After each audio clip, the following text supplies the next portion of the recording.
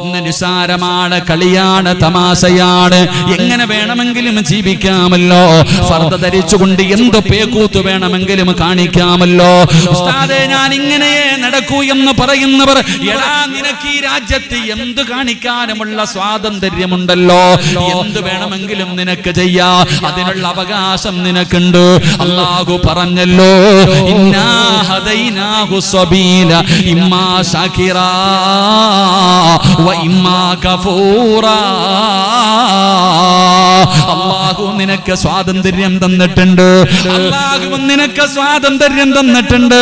പ്രായപൂർത്തിയായ ഒരു ചെറുപ്പക്കാരനോട് അല്ലാഹു പറയുകയാ, ഇതാ സ്വർഗ്ഗത്തിലേക്കുള്ള വഴിയാണ്. കള്ള് കുടിക്കാൻ പറ്റൂല, വ്യഭിചരിക്കാൻ പറ്റൂല, പലിശ തിന്നാൻ പറ്റൂല. ഇതിലേ പോകുകയാണെങ്കിൽ നിസ്കരിക്കണം, ഖുർആൻ ഓതണം, നോമ്പ് പിടിക്കണം, ഞാൻ പറയുന്നത് പോലെ നീ ജീവിക്കണം. ഇങ്ങനെ ജീവിച്ചാ നിനക്ക് സ്വർഗ്ഗത്തിൽ പോകാം. ഈ കാണുന്ന വഴി എന്തു വേണമെങ്കിലും ചെയ്യാം. ഒരാൾ പോലും നിന്നെ തടയാനില്ല, ഒരാൾ പോലും നിന്നോട് ചോദിക്കാനില്ല. എന്തു വേണമെങ്കിലും നിനക്ക് കാണിക്കാം. പക്ഷേ ഇതെന്റെ അവസാനം നരകമാ. ബുദ്ധിയുള്ളവനല്ലേ, ബുദ്ധിയുള്ളവനല്ലേ, ചിന്തിക്കടാ മനുഷ്യ, തെരഞ്ഞെടുക്കടാ മനുഷ്യ എന്ന് അല്ലാഹുവിന്റെ പരിശുദ്ധമായ ഖുർആൻ പറയുമ്പോ, ഉസ്താദന്മാര് ഖുർആനിന്റെ ആയത്തോതിയിട്ട് ഇതൊക്കെ പറയുമ്പോ, തലയിലെ ഒരു മുടി പോലും വെളിയിലിടല്ലേ എന്ന് പറയുമ്പോ, തലയിൽ ഷാളിടാത്ത പെണ്ണുങ്ങൾ, മാറിടം കാണിക്കുന്നവർ, വയറ് തുറന്നിട്ട് കൊണ്ട് നടക്കുന്നവർ, പടച്ചവനെ പറയാൻ കഴിയില്ലല്ലോ. അങ്ങനെയുള്ള രീതിയിൽ നടക്കുന്ന മുസ്ലിമേ, എന്തു വേണമെങ്കിലും നിനക്ക് കാണിക്കാം. പക്ഷേ അല്ലാഹുവിന്റെ ഖുർആനിലെ ഒരായത്ത് നീ മറക്കരുത്. നീ എന്ത് കാണിച്ചാലും കുഴപ്പമില്ല. നീ അല്ലാഹുവിന്റെ ഖുർആനിലെ ഒരായത്ത് ഓർത്തു വെച്ചോ. ഏതായത്തും മറന്നാലും ഈ ആയത്ത് നീ മറക്കരുത്. ഈ ആയത്ത് ഹൃദയത്തിന്റെ അകത്ത് നീ എഴുതി വെച്ചോ. ഇത് നീ പേടിക്കണ്ട ആയത്താടാ.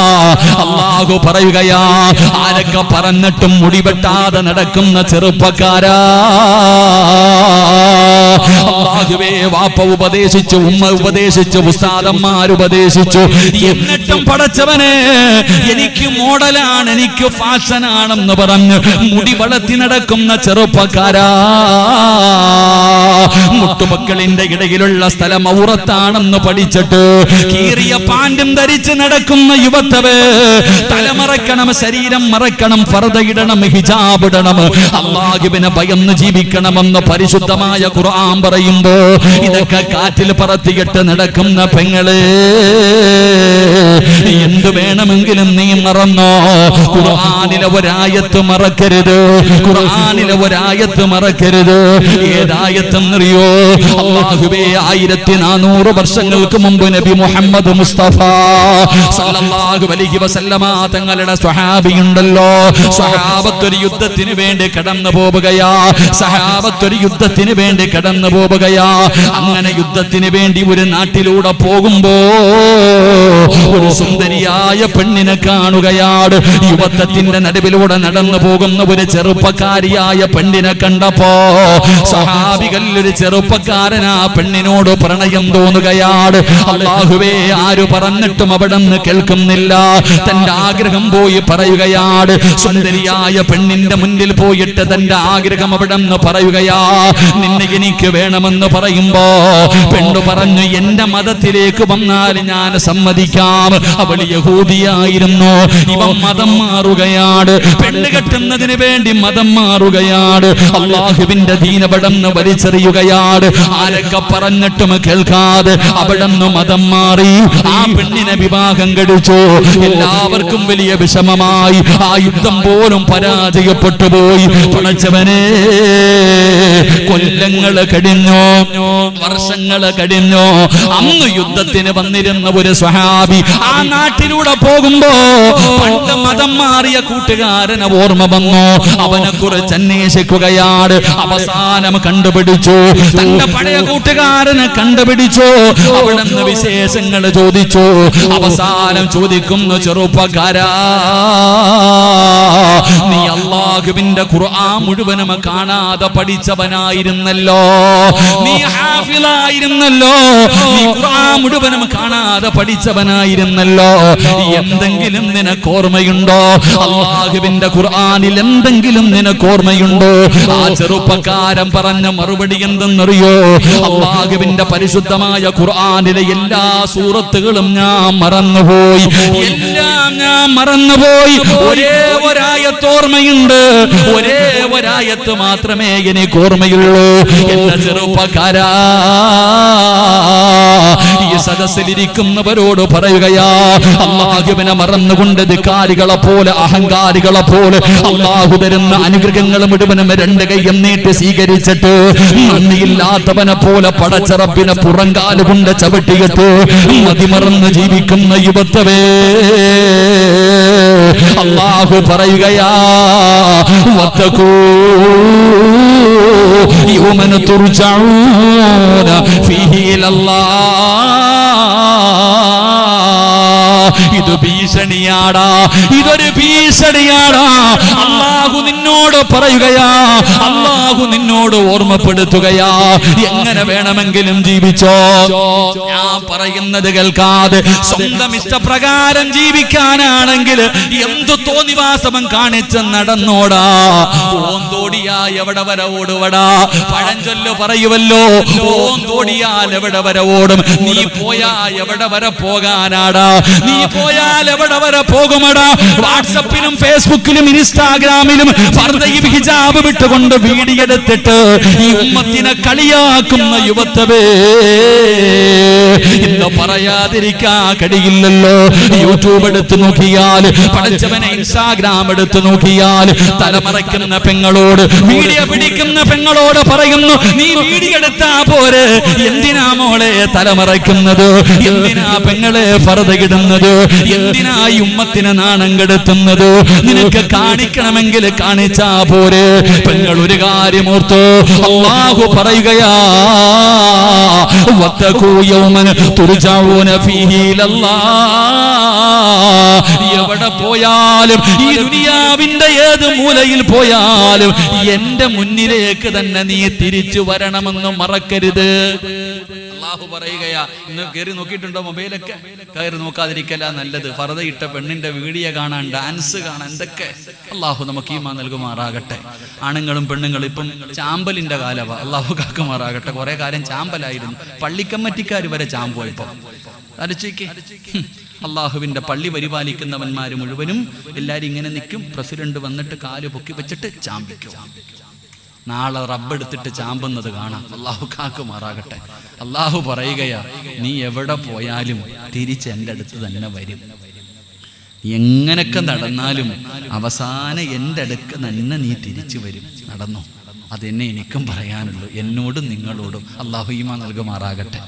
ഇത് ഞാൻ പറഞ്ഞത് നിങ്ങളോടല്ല. ഞാൻ വഴുതു പറയുന്നത് നിങ്ങൾ വിചാരിക്കും ഇവൻ എന്താടാ ഞങ്ങളെ മുഴുവൻ ഇങ്ങനെ പറയണം. ഞാൻ വഴുതു പറയുന്നത് നിങ്ങൾ ആരെയും നന്നാക്കാനല്ല, എനിക്ക് നന്നാകാനാണ്. അള്ളാഹു എന്നെ ഒന്നും നന്നാക്കി തരുമാറാകട്ടെ. കരുണയില്ലാത്ത മനുഷ്യന്മാര് ഒരാമീൻ പറ. ഇത്രയും പേരില്ലേ, ആരുടെയെങ്കിലും ഒരു ആമീൻ അല്ല കേട്ടാ ഞാൻ രക്ഷപ്പെടും. അള്ളാഹു എന്നെ നന്നാക്കുമാറാകട്ടെ. ഒന്നുകൂടെ പറ. ഉസ്താദന്മാരൊക്കെ ഇരിക്കുന്ന എല്ലാവരും ആമീൻ പറ. അള്ളാഹു എന്നെ നന്നാക്കുമാറാകട്ടെ. ഇത്രയും പണ്ഡിതന്മാർ ഇവിടെ ഇരിക്കുമ്പോൾ ഈ പാവപ്പെട്ടവൻ വഴുതു പറയേണ്ട കാര്യമുണ്ടോ?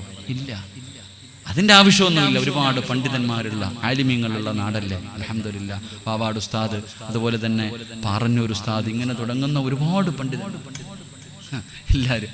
അള്ളാഹു എന്നെ നന്നാക്കി തരുമാറാകട്ടെ. അള്ളാഹു നിങ്ങളെയും നന്നാക്കുമാറാകട്ടെ. എല്ലാവരും നന്നാകണം. ഞാൻ പ്രസംഗിച്ചാൽ എൻ്റെ കയ്യിലിരിക്കുന്ന ഈ ഷാള് ഞാൻ കഴുകിയാൽ ആദ്യം വെളുക്കുന്നത് ഷാളല്ല, എൻ്റെ കയ്യാ. കഴുകുന്നവൻ്റെ കയ്യ ആദ്യം വെളുക്കുന്നത്, പിന്നെയാണ് വസ്ത്രം വെളുക്കുന്നത്. അതുകൊണ്ട് ആദ്യം എനിക്ക് വെളുക്കണം, നമുക്കെല്ലാവർക്കും വെളുക്കണം. അള്ളാഹു വെളുപ്പിച്ച് തരുമാറാകട്ടെ. ഞാൻ പറഞ്ഞു വന്നത്, സഹോദര, എവിടെ പോയാലും തിരിച്ചങ്ങോട്ട് തന്നെ പോകണം. നാട്ടുകാർ പറയും ഓം തോടി എവിടെ വരെ ഓടുന്നു, അതിനൊരു പരിധിയുണ്ട്. തിരിച്ചങ്ങോട്ട് തന്നെ പോകണം. ഈ ചിന്ത എനിക്ക് നിങ്ങൾക്കുണ്ടെങ്കിൽ നമ്മൾ നന്നാകും. അള്ളാഹു നമുക്ക് ഈമാൻ നൽകുമാറാകട്ടെ. അള്ളാഹു നമുക്ക് ഈമാൻ നൽകുമാറാകട്ടെ.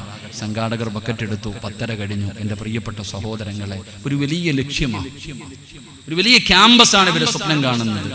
അൽഹംദുലില്ലാഹ് സംഘാടകർ ബക്കറ്റുമായിട്ട് നിങ്ങളുടെ മുന്നിലേക്ക് കടന്നു വരുന്നു. ആരും മോസിന് കൊടുക്കണ്ട. അസ്സദഖത്തു റദ്ദുൽ ബലാ, സദക്ക വിപത്തിനെ തട്ടിമാറ്റും. ഇതിന്റെ അർത്ഥം അറിയാത്ത ആരുമില്ല. ഈ സദക്ക കൊടുത്താൽ വിപത്തുകളെ തട്ടിമാറ്റുമെന്ന് അറിയാത്ത ആരുമില്ല. എല്ലാവർക്കും അറിയാം, കൊടുക്കില്ല. ഉദാഹരണം ചോദിക്കട്ടെ, ഇന്ന് വഴുത് കഴിഞ്ഞു, 11 മണിക്ക് വീട്ടിൽ പോയി, ഭക്ഷണമെല്ലാം കഴിഞ്ഞു, കിടന്നുറങ്ങാൻ തയ്യാറായി, ബാത്റൂമിന്റെ അകത്തേക്ക് കയറിയപ്പോ കാല് തെറ്റിയിട്ടൊന്ന് താഴെ വീണു, തല പോയി ഭിത്തിയിലടിച്ചു, ബുദ്ധിയില്ല, അനക്കമില്ല. പൊക്കിയെടുത്തുകൊണ്ട് കോഴിക്കോട് ഹോസ്പിറ്റലിൽ കൊണ്ടുപോയി. ഡോക്ടർ പറഞ്ഞു സർജറി ചെയ്യണം. ഇത്തിരി സീരിയസാ. 24 മണിക്കൂർ കഴിഞ്ഞിട്ട് എന്തും പറയാൻ പറ്റൂ. നാളെ രാവിലെ സുബഹിക്ക് പള്ളിയിലെ ഉസ്താദിൻ്റെ അടുക്കൽ വരുന്നു, കോളേജിൽ വരുന്നു. ഉസ്താദെ, മുത്തല്ലിമീങ്ങളെ വിളിച്ചിരുത്തിയിട്ടൊന്ന് ദുആ ചെയ്യിപ്പിക്കണം, 2000 രൂപ കയ്യിൽ. ഒരു സദക്ക കൊണ്ടുപോയി കൊടുത്തിട്ട് പറയാ, ഉസ്താദേ വാപ്പ വെന്റിലേറ്ററില്ല, ഐസിയുവില, രക്ഷപ്പെടാൻ വേണ്ടി ഒന്ന് ദുആ ചെയ്യണം. അപ്പൊ നിനക്കറിയാം സദക്ക കൊടുത്താൽ രക്ഷപ്പെടുമെന്ന്. അപ്പൊ അറിയാഞ്ഞിട്ടല്ല നിനക്ക്. അതുകൊണ്ടാണോ നബി തങ്ങൾ പറഞ്ഞത്, എന്തിനാ വീഴാൻ കാത്തിരിക്കുന്നേ, വീഴുന്നതിന് മുമ്പേ കൊടുത്താ പോരെ. സംഘാടകർ നിങ്ങളുടെ മുന്നിലേക്ക് കടന്നു വരുന്നു. അല്ലാഹുവിന്റെ റസൂൽ അവിടെന്ന് പറഞ്ഞു, സദഖത്തു റദ്ദുൽ ബലാ, സദക്ക വിപത്തുകളെ തട്ടിമാറ്റുമെന്നാണ്. രോഗങ്ങളെ മാറ്റുമടോ. ക്യാൻസറിനും ട്യൂമറിനും പോലും മരുന്നുണ്ടല്ലോ. അല്ലാഹുവിന്റെ പ്രവാചകൻ പറഞ്ഞു, അല്ലാഹുവിന് ചില അടിമകളുണ്ട്, അല്ലാഹുവിന് ചില അടിമകളുണ്ട്. അവര് രോഗം വന്നാൽ സദക്ക കൊണ്ട് ചികിത്സിക്കുമെന്ന് നബി മുഹമ്മദ് മുസ്തഫ സല്ലല്ലാഹു അലൈഹി വസല്ലമ തങ്ങൾ പറയുകയാണ്. ഈ വിക്കായയുടെ ചെറുപ്പക്കാര് നിങ്ങളുടെ മുന്നിലേക്ക് കടന്നു വരികയാ. നിന്റെ കിഡ്നി രണ്ടും പ്രവർത്തിക്കുന്നതാണോ എന്ന് നിനക്കറിയില്ലല്ലോ. എടോ, നിന്റെ അടുത്ത് നിന്റെ ശരീരത്തിൽ ക്യാൻസറിന്റെ അണുക്കളുണ്ടോ എന്ന് നിനക്കറിയില്ലല്ലോ. മനുഷ്യ, സദക്ക കൊണ്ട് ചികിത്സിക്കടാ. അതൊരു പനിയാക്കി മാറ്റി ചെറുപ്പക്കാരാ. ഉപ്പമാരേ, അല്ലാഹുവിന്റെ മലക്കുകൾ നിന്റെ തലയുടെ മുകളിൽ കാത്തു നിൽക്കുകയാണ്. ഈ സംഘാടകർ നിന്റെ മുന്നിലേക്ക് കടന്നു വരുമ്പോ അല്ലാഹു തന്ന സമ്പത്തിൽ നിന്നൊരൽപ്പം നീ അതിനകത്തേക്ക് എടുത്തിട്ടാൽ അല്ലാഹുവിന്റെ മലക്ക് ദുആ ചെയ്യുകയാണ്. അല്ലാഹുവേ, നീ കൊടുത്തതിൽ പങ്ക് ഇതാ കൊടുത്തിരിക്കുകയാ. നീ മനുഷ്യന് ബറക്കത്ത് നൽകണേ അല്ലാ. ദുആ ചെയ്യുന്നത് ആലിമല്ല, ഹാഫിളല്ല, തങ്ങളല്ല, നബിയല്ല, അല്ലാഹുവിന്റെ മലക്കുകൾ ദുആ ചെയ്യുകയാ. ജനിച്ച കാലം മുതൽ മരിക്കുന്ന കാലം വരെ പാപം ചെയ്യാത്ത, പാപം പറയാത്ത, പാപം കാണാത്ത അല്ലാഹുവിന്റെ മലക്കുകൾ നിനക്ക് വേണ്ടി ദുആ ചെയ്യുകയാ. പോക്കറ്റിന്റെ അകത്ത് പൈസ വെച്ചിട്ട് ഉറക്കം നടിക്കുന്നവനെ, കാണാത്തവനെ പോലെ ഇരിക്കുന്നവനെ, അഭിനയിക്കുന്ന മനുഷ്യ, മലക്ക് പറയുന്നു, അല്ലാ, നീ കൊടുത്ത ദീവനെ പിടിച്ചു വെച്ചതുപോലെ നീയും പിടിച്ചു വെക്കണേ അല്ലാ, നീയും പിടിച്ചു വെക്കണേ അല്ലാ. എന്തിനാ മോനെ ഇങ്ങനെ ഒരു ദുആ നീടുന്നത്? അതുകൊണ്ട് സംഘാടകർ വരികയാണ്. കയ്യിലുള്ളതെടുത്തോ, ഒരു നല്ല സദക്ക കൊടുത്തോ. ഇത് ജാരിയായ സദക്കയാ. ഇത് നിന്റെ ദുനിയാവും ആഖിറവും രക്ഷപ്പെടാനുള്ള വഴിയാ. അല്ലാഹുവേ, ആരെല്ലാം മനസ്സറിഞ്ഞുകൊണ്ടൊരു സദക്ക കൊടുക്കുന്നോ അവരുടെ ദുനിയാവും ആഖിറവും രക്ഷപ്പെടുത്തണേ അല്ലാ. അറുത്തു മുറിക്കുന്ന മാരക രോഗങ്ങളെ തൊട്ട് നീ കാക്കണേ അല്ലാ. ഏതെങ്കിലും മോശമായ രോഗങ്ങളുടെ അണുക്കള് ഈ സദക്ക കൊടുക്കുന്നവരുടെ ശരീരത്തിലുണ്ടെങ്കിൽ ഒരു ജലദോഷമാക്കി, ഒരു പനിയാക്കി മാറ്റണേ അല്ലാ. നീ രക്ഷപ്പെടുത്തണേ അല്ലാ. എല്ലാവരും മനസ്സറിഞ്ഞിട്ടൊരു നല്ല സദക്ക അല്ലാഹു നമ്മളെ രക്ഷപ്പെടുത്തുമാറാകട്ടെ. അല്ലാഹു കബൂലാക്കി പൊക്കോ ഇൻഷാ അല്ലാഹ്. പെട്ടെന്ന് അൽഹംദുലില്ലാഹ് 3 സ്വലാത്ത് സല്ലല്ലാഹു അലാ മുഹമ്മദ്. അല്ലാഹുവിന്റെ പരിശുദ്ധമായ ഖുർആൻ ഇവിടെന്ന് പറയുകയാ.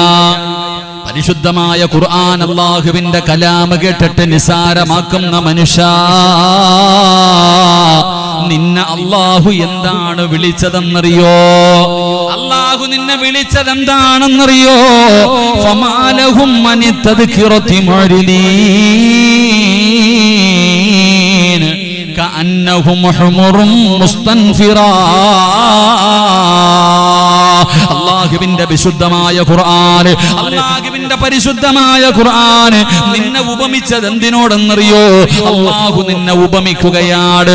മക്കള് കുരുത്തക്കേട് കാണിക്കുമ്പോ, പറഞ്ഞാൽ അനുസരിക്കാതെ വരുമ്പോ, മക്കള് നല്ലതുപോലെ പഠിക്കാതെ വരുമ്പോ നീ പറയും, എന്താടാ നീ കഴുതയെ പോലെയായത്? മക്കള് പഠിക്കാതെ വരുമ്പോ, പറഞ്ഞ അനുസരിക്കാതെ വരുമ്പോ നമ്മൾ ചോദിക്കും, നീ എന്താടാ കഴുതയെ പോലെ നടക്കണേ? നീ എന്താ കഴുതയെ പോലെ നടക്കണേ എന്ന് ചോദിക്കൂലേ? അള്ളാഹുവിന്റെ പരിശുദ്ധമായ ഖുർആൻ പറയുന്നു, അള്ളാഹുവിന്റെ കലാമ് കേട്ടിട്ട് പരിഗണിക്കാത്തവൻ അവൻ കഴുതയെ പോലെയാ. അള്ളാഹു പറയുകയാ, അവൻ അള്ളാഹു ഉപമിച്ചിരിക്കുന്നത് കഴുതയിലേക്ക് അവനെ ഉപമിച്ചത്. മസലുഹും കമസലിൽ ഹിമാരി യഹ്മിൽ അസ്വഹ എന്ന് ഖുർആൻ പറയുന്നുണ്ടല്ലോ മറ്റൊരു ഭാഗത്ത്.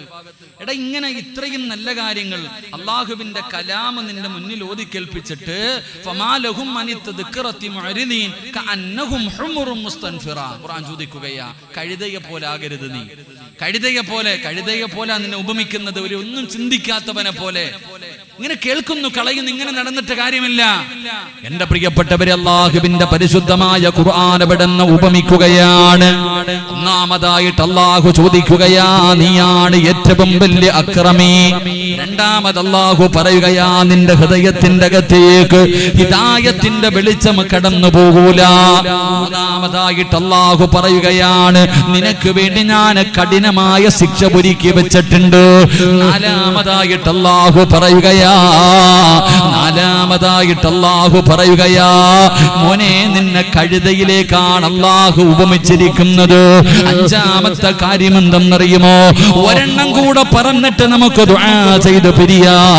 അല്ലാഹുവിന്റെ പരിശുദ്ധമായ ഖുർആൻ അവിടുന്ന് പറയുകയാ, അഞ്ചാമത്തെ ശിക്ഷ എന്തെന്നറിയുമോ? അല്ലാഹുവിന്റെ ഖുർആൻ അവിടുന്ന് പറയുകയാ, വമൻ അഅറദ അൻ ദിക്രി ഫഇന്ന ലഹു മഈശതൻ ലൻകാ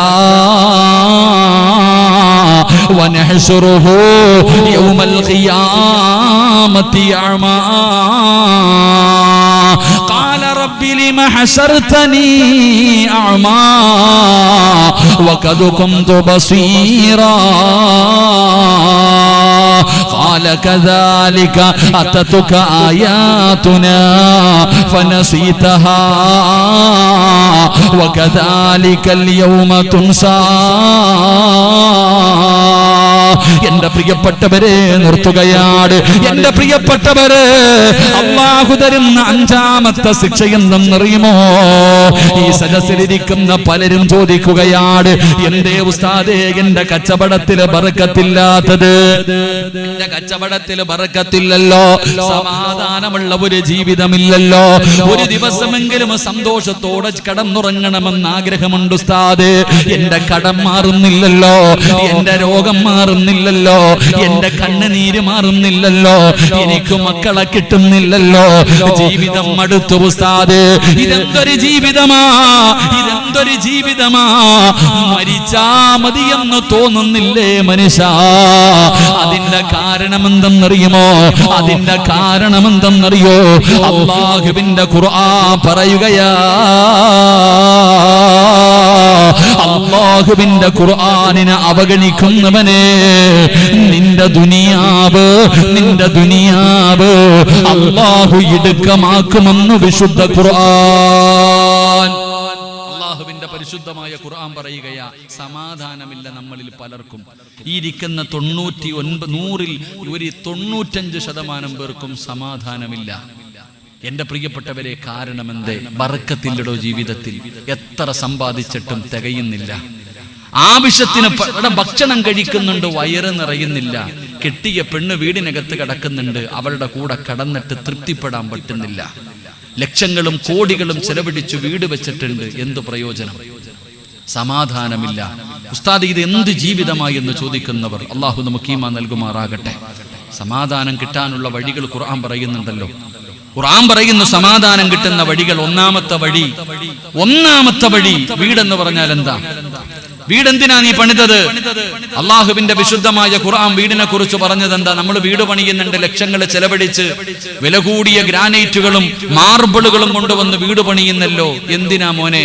ചിലരുടെ ബെഡ്റൂമിന്റെ അകത്ത് കയറിപ്പോയാൽ 5 സ്റ്റാർ ഹോട്ടൽ പോലും തോറ്റുപോകും. അത്രയ്ക്കും മനോഹരം. എവിടെല്ലാം AC വെക്കാൻ പറ്റും അവിടെയൊക്കെ AC. എന്തൊക്കെ രീതിയിൽ അലങ്കരിച്ച് വീട് വെച്ചിരിക്കുന്നത്. സമാധാനം ഉണ്ടോ? ഇല്ല. വീടെന്ന് പറഞ്ഞാൽ എന്താ?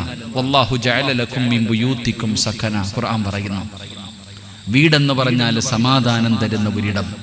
എന്നിട്ട് നിനക്ക് സമാധാനം ഉണ്ടോ? ഇല്ല. സമാധാനം കിട്ടാനുള്ള വഴി 2. കല്യാണം കഴിച്ച സമാധാനം കിട്ടുമെന്ന് അല്ലാഹുവിന്റെ വിശുദ്ധ ഖുർആൻ. അല്ലാഹു ഈമാൻ നൽകുമാറാകട്ടെ. ഉറക്കപ്പറ, സമാധാനം കിട്ടാനുള്ള 2ാമത്തെ വഴി എന്താ? സമാധാനം കിട്ടാനുള്ള 2ാമത്തെ വഴി എന്താ? പെണ്ണ് കിട്ടിയാൽ മതി. അല്ലാഹു ഈമാൻ നൽകുമാറാകട്ടെ.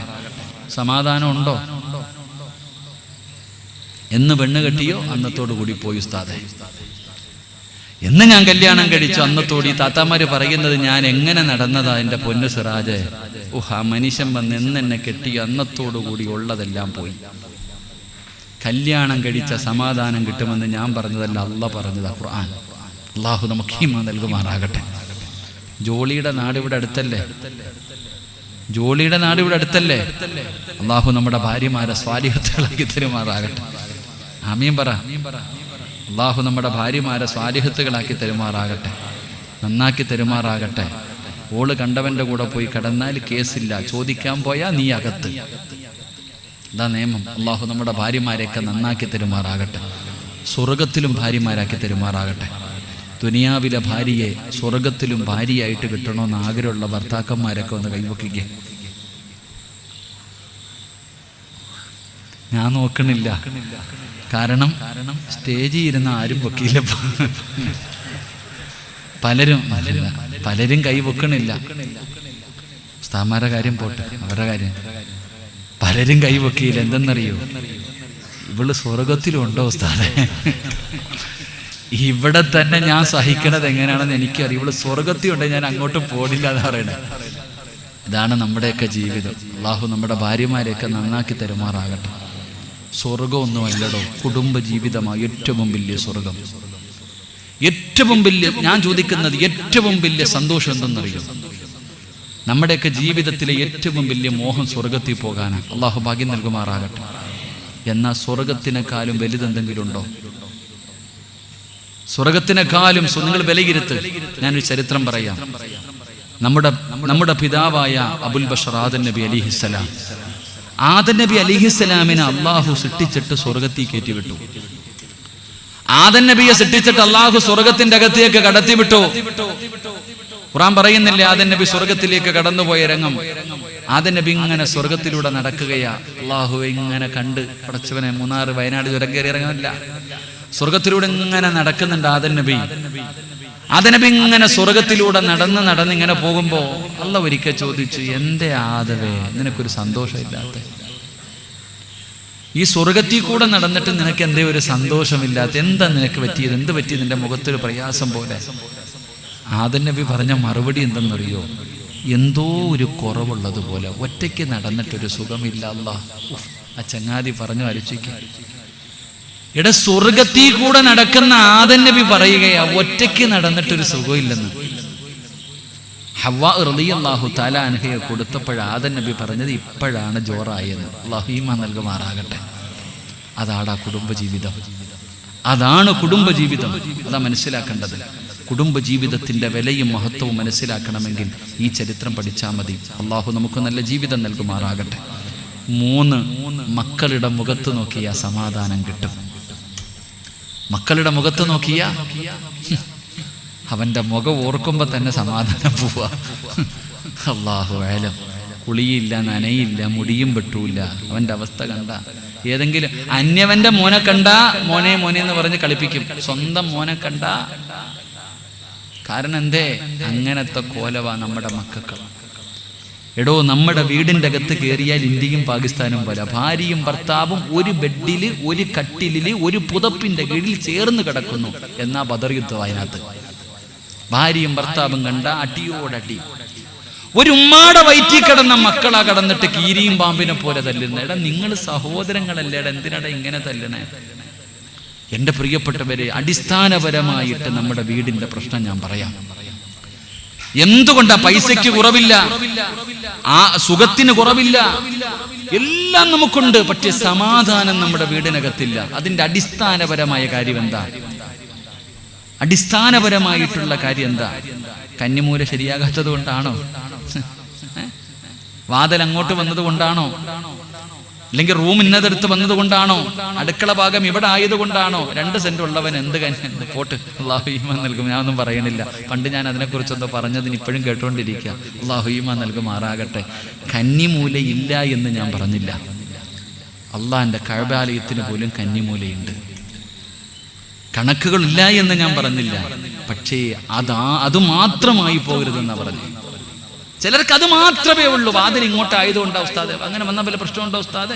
ഇങ്ങനെ ഉസ്താദ് നീ പോയി കിടന്ന് ഇടിച്ചോണ്ടിരി, അതന്നെ നിന്റെ പണി, ഇടിയോടിടി. സത്യത്തിൽ അടിസ്ഥാനപരമായിട്ടുള്ള കാര്യം എന്താ? 5 സ്ഥലങ്ങളിൽ 5 കാര്യങ്ങളിരുന്ന് കരയും. 5 സ്ഥലങ്ങളിൽ 5 കാര്യങ്ങളിരുന്ന് കരയും.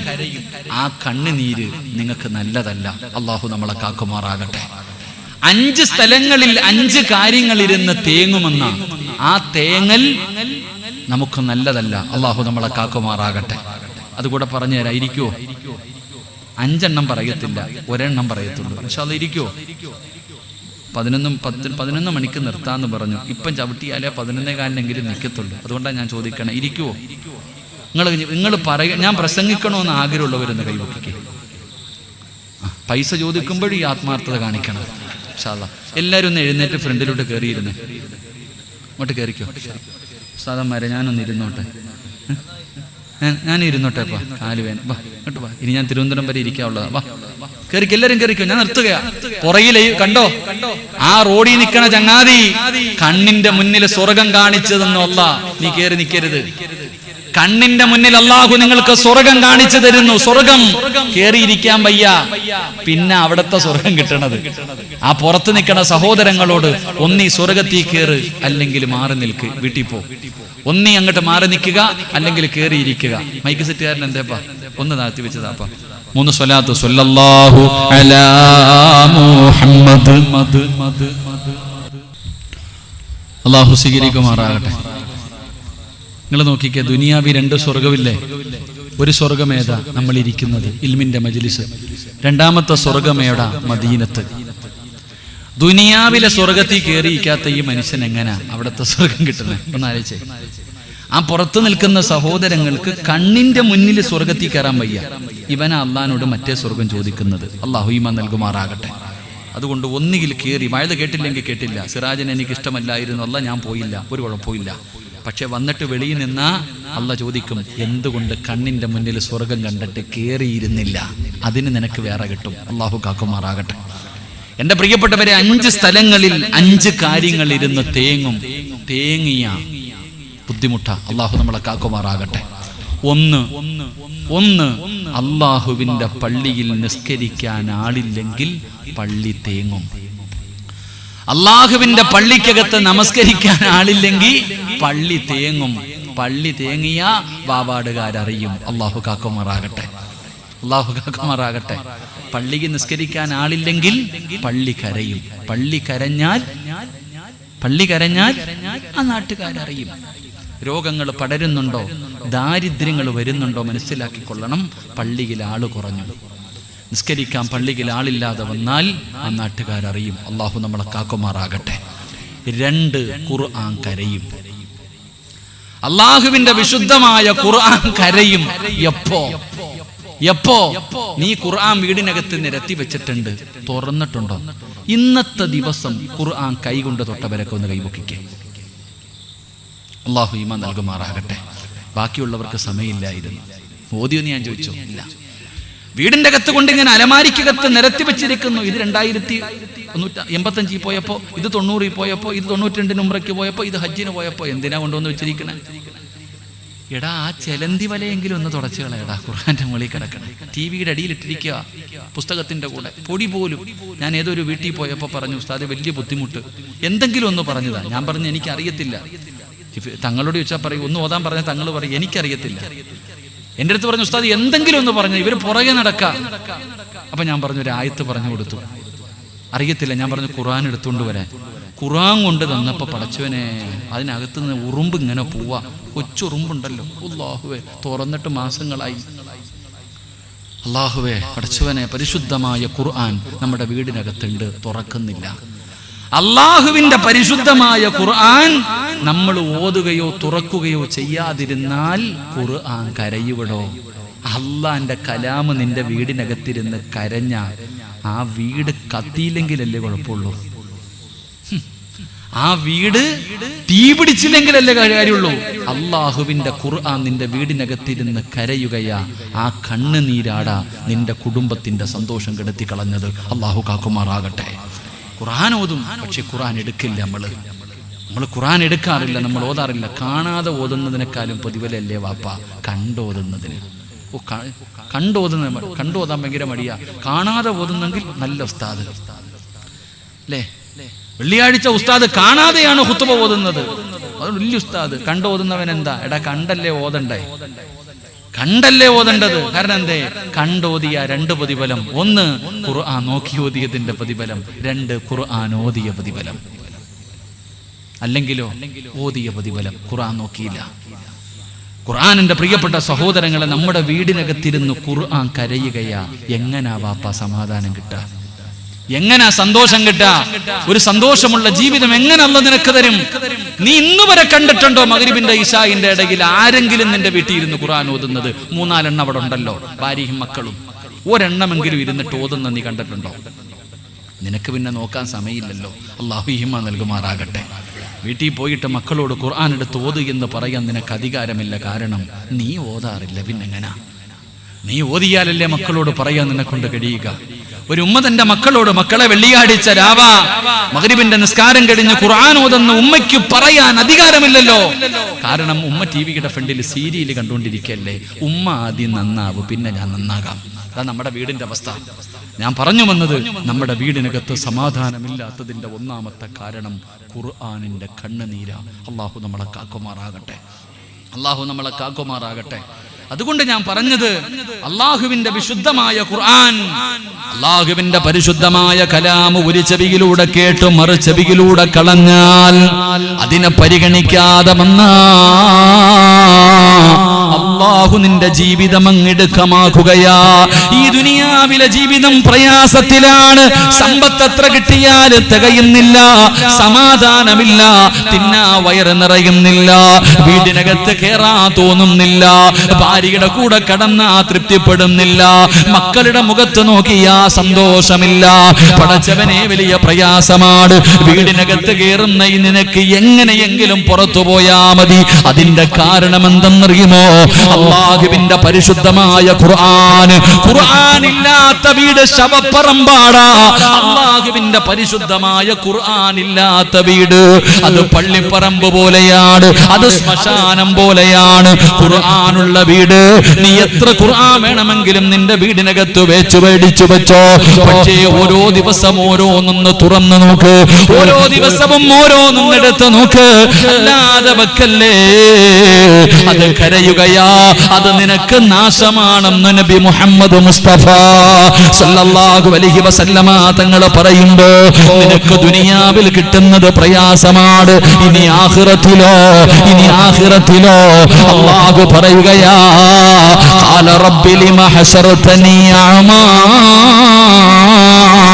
വഖദ് കുന്തു ബസീറാ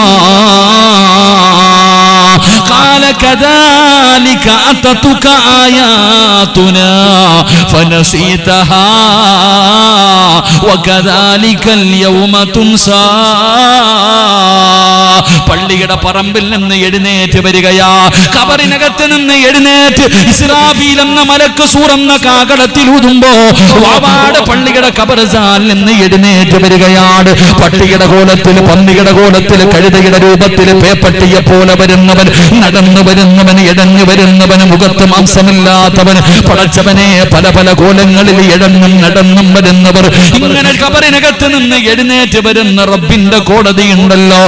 അന്ന് വാവാട് പള്ളിയുടെ ഖബർസാനിൽ നിന്ന് ചിലർ എഴുന്നേറ്റ് വരുമ്പോ അവരുടെ കണ്ണ് കാണുന്നില്ല, അവരുടെ ചെവിക്ക് കേൾവിയില്ല,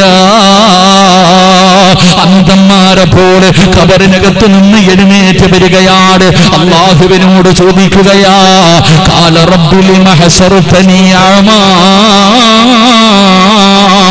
വഖദ് കുന്തു ബസീറാ. അല്ലാഹുവേ, എന്തു പറ്റി പടച്ചവനെ? അല്ലാഹുവേ, ഞങ്ങൾക്ക് കാഴ്ചയുണ്ടായിരുന്നല്ലോ, ഞങ്ങൾക്ക് ചെവി കേൾക്കുമായിരുന്നല്ലോ. അല്ലാഹുവേ, എന്തു പറ്റിയെന്ന് റബ്ബിനോട് ചോദിക്കുമ്പോ വഖദ് കുന്തു ബസീറാ ഖാല കദാലിക അതതുക ആയാതുനാ ഫനസീതഹാ വകദാലികൽ യൗമ തുൻസാ. അല്ലാഹുവിന്റെ ഖുർആൻ ദുനിയാവിൽ വെച്ച് ആയത്തുകൾ ഓതിയിട്ട് പറഞ്ഞപ്പോ, പിരിവ് ചോദിച്ചപ്പോ, പാവങ്ങൾക്ക് ചോദിച്ചപ്പോ, യതീമീങ്ങൾക്ക് ചോദിച്ചപ്പോ, നീ കേൾക്കാത്തവനെ പോലെ നടന്നവനല്ലേ? പലതും നിന്റെ കണ്ണിന്റെ മുന്നിൽ അല്ലാഹു കാണിച്ചു തന്നല്ലോ, പലതും നിന്റെ ചെവി കൊണ്ട് കേട്ടല്ലോ. നീ കേൾക്കാത്തവനെ പോലെ, കാണാത്തവനെ പോലെ, അന്ധനെ പോലെ അഭിനയിച്ചില്ലേടാ? ദുനിയാവിൽ കിടന്ന് കളിച്ചില്ലേടാ? നിസാരമാക്കി കളഞ്ഞില്ലേടാ? ഇന്നതുകൊണ്ട് നിന്നെയും ഞാൻ അങ്ങനെയാക്കിയിരിക്കുകയാ. ഇന്ന് നീ അന്ധനാണ്, നാണം കെട്ടവനെ പോലെ പരലോകത്തേക്ക് പടച്ച റബ്ബ് നിന്നെ കൊണ്ടുവരുമെന്ന് ഖുർആൻ എവിടെന്ന് പറയുമ്പോ എന്റെ സഹോദരങ്ങളോട് പറയുന്നു, കളിയല്ല, തമാശയല്ല, നിസാരമല്ല, നിസാരമായി കാണല്ലേ. അള്ളാന്റെ ഖുർആനാണ് കേൾക്കുന്നത്, അള്ളാഹുവിന്റെ ഖുർആനാണ് പഠിക്കുന്നത്, അള്ളാഹുവിന്റെ ഖുർആനാണ് ഓതുന്നത്. ഈ ബോധത്തോടുകൂടി വേണം എന്നെ കൈകൊണ്ട് തൊടാൻ. ഇന്നു മുതൽ അള്ളാഹുവിന്റെ ഖുർആൻ തുടക്കുമ്പോ, അള്ളാന്റെ ഖുർആൻ കൈകൊണ്ടെടുക്കുമ്പോ, എന്റെ പ്രിയപ്പെട്ടവരെ, ഈ പറഞ്ഞ 5 കാര്യങ്ങൾ നിങ്ങൾ മറന്നു പോകരുത്. അള്ളാഹുവിന്റെ കലാമാ. ഈ കലാമിന് നാളെ ഒരു മനുഷ്യനെ സ്വർഗത്തിൽ കൊണ്ടുപോകാൻ അവസരമുണ്ടെന്നാണ്, ഒരുത്തനെ നരകത്തിൽ കൊണ്ടുപോകാനും അവസരമുണ്ടെന്നാണ്. ഈ ചിന്തയോടുകൂടി വേണം ഇനി മുതൽ ഖുർആൻ തൊടാൻ, ഇനി മുതൽ ഖുർആൻ കേൾക്കാൻ, ഇനി മുതൽ ഖുർആൻ പാരായണം ചെയ്യാൻ. അതുകൊണ്ട് അല്ലാഹുവിന്റെ പ്രവാചകൻ അവിടെന്ന് പറയുകയാ, സ്വഹാബാ, നിങ്ങൾ ഖുർആനിനെ സൂക്ഷിക്കണേ, നിങ്ങൾ ഖുർആനിനെ പേടിക്കണേ, നിങ്ങൾ ഖുർആനിനെ കുറിച്ച് ചിന്തിക്കണേ എന്ന് ആദരവായ പ്രവാചകൻ നബി മുഹമ്മദ് മുസ്തഫ സല്ലല്ലാഹു അലൈഹി വസല്ലം. അല്ലാഹു നമുക്ക് ഈമാൻ നൽകി അനുഗ്രഹിക്കുമാറാകട്ടെ.